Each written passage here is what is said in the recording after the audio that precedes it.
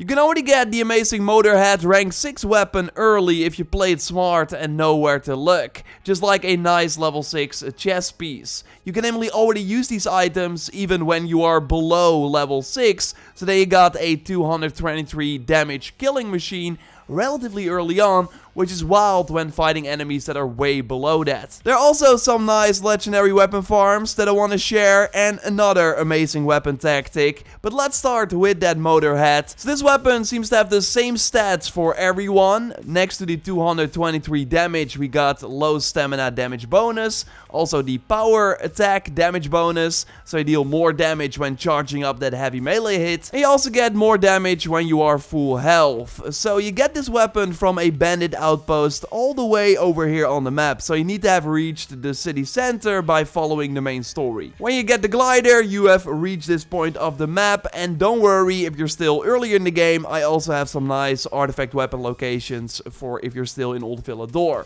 But once you made it to the city center, you can get the Motorhead. Because the thing with the reward for clearing these outposts is that they don't change in level. All the other loot in the game scales, of course, to your current rank, but that's not the case here. You got the downtown Tux camp, for example, which will always give you a level 3 artifact weapon. So you could say that it's smart to clear this outpost at level 3 so that when you get the reward, you can still properly use it. Otherwise, you will be, of course, of a higher level. The Garrison Hide base always gives you a level 4 weapon. And this Heron Renegados fortress always gives the level 6 Motorhead, even if you are way below level 6. I also got the winter jacket, by the way, on level 6, which doesn't only look cool, but has some decent perks too and goes really well with the two-handed mace. And sure, it won't be super easy to clear the camp and get these items, but I will tell you how I did it after just reaching level 4. And I will also share more amazing farm tactics and a cool weapon technique. Of course, if you like the video so far, then leaving a like on it would really help me out, and subscribe for more Dying Light 2 videos like this. Tip number 1 for the outpost is to make sure that you got the Night Runner's hideout close by climbing up the roof and activating the power source. This makes sure that when you die, you at least spawn close by,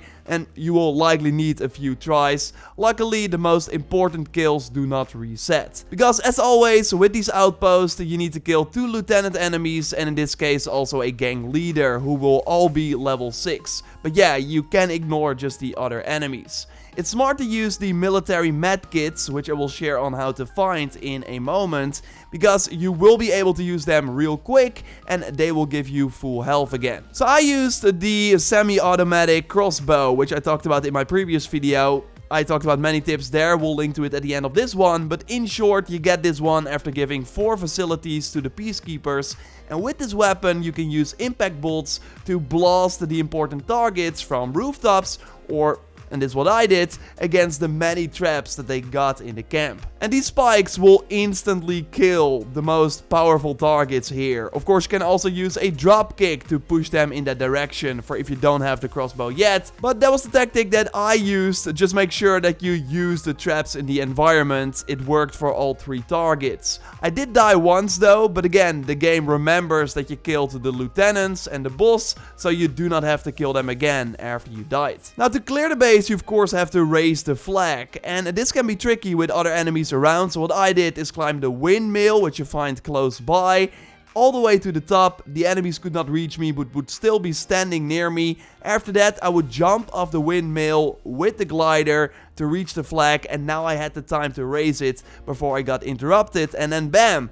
These rank 6 items were mine, while again, I was only just level 4. And if you got other tips on how to complete this camp at a low level, totally drop it down in the comments down below, so we can help each other. There is loot in the camp as well, but you need to lockpick the door, which could be tricky, but overall, it's a great thing to try and complete already. So now moving on, the artifact weapon farm I will show you in a moment are only for melee weapons, but there is a guaranteed bow location in the city center you can already reach the moment you get to this part of the map. So from the main mission that opens up this region, you already get a blue bow. But over here on the map, all the way to the top of the building, you find a purple one just laying there next to an airdrop, which of course great for the military tech to upgrade the paraglider. This bow scales to your level. I got it at level 3. but you could also wait and get it when you are a higher level to have better stats. So one thing I found out with bows is that they aren't really strong if you just use them regularly. I even have ranged gear on here, which should increase my damage, but I still need multiple arrows to take enemies out. Now, the moment I unlocked the precise aiming skill, which requires you to have 160 health as well. But now, when aiming like this, I would almost insta-kill every infected or human enemy I come across. Only when they're wearing a helmet, I need more shots.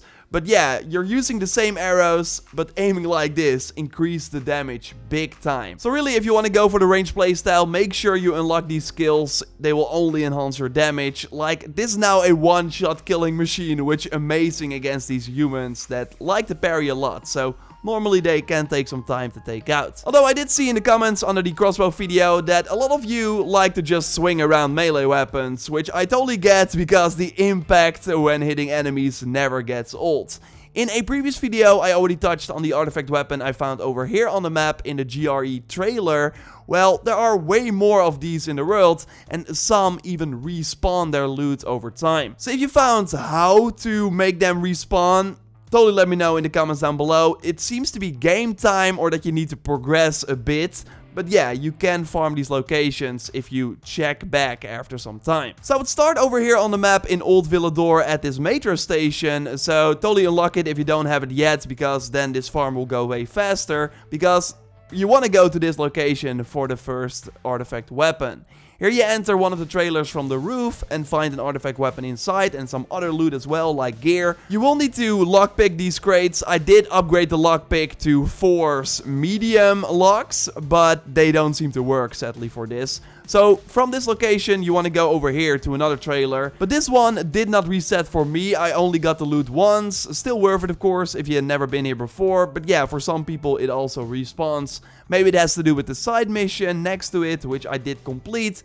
Still worth keeping an eye on. Now for this farm, I go to the downtown court metro station fast travel. Here you find that chest I talked about in my previous video that also resets over time and gives you some nice artifact gear very often. So totally pick it up when doing this farm and then move to this military convoy close by.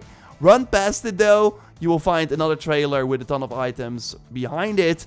And also an artifact weapon that does reset for me. Then I go to this one over here, close to the bandit camp, but it's on the road higher up, so you gotta climb up here or use the glider from a higher point. You find the door and already see many chests and another artifact weapon. Then you move on to the one over here, where you find another trailer. You can just skip all the enemies, like you don't need to kill any enemies to open these doors and to do this farm. And shout out to Gamer Hero, by the way, for some of these locations. I also found another one over here on the map, which you can also check for a ton of loot, including these med kits, by the way, to easily heal yourself. So after this run, I would just do some activities, maybe progress the story, and then check back in like an hour or so, and then you will find that a lot of these items have respawned. You don't need, of course, this many artifact weapons on one level, but it's certainly nice if you reached a new rank, because then these items, of course, drop on your current rank, so you can very easily increase your stats. And if you don't use them, you can, of course, sell these items too for some nice money. And there you have it. Subscribe, of course, for more Dying Light 2 videos if you haven't already. If you found anything in the game, totally let me know via the input@JorRaptor.com email address. I will shout you out. A like on the video would be awesome, and check out my previous video on some mistakes you don't want to make. For now though, I will speak to you next time, and goodbye.